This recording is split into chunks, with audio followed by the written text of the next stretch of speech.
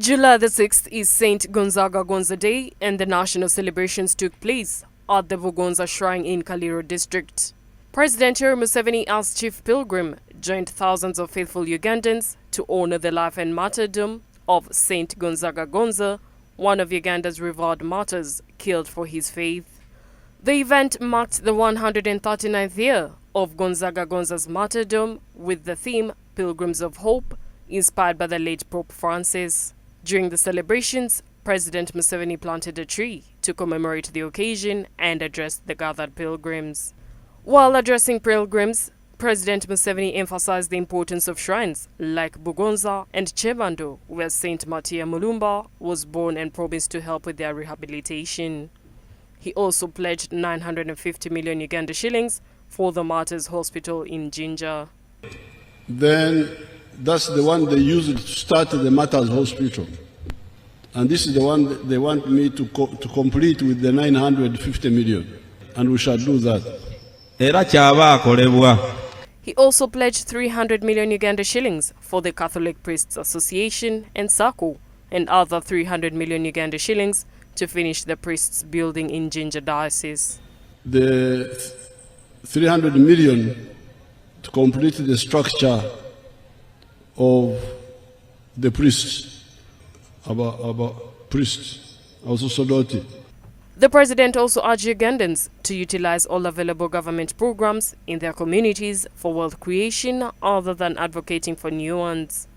He said that programs like the PDM, Emyoga, Operation Wealth Creation, and others are the major channels for government assistance in poverty alleviation in the country. Under PDM, Parish Model, Emyoga, now all those efforts are there.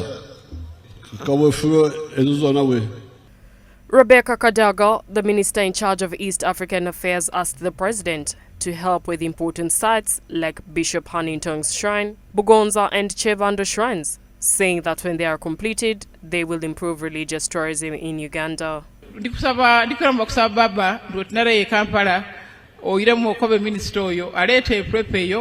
Tubone kyetusobola okolera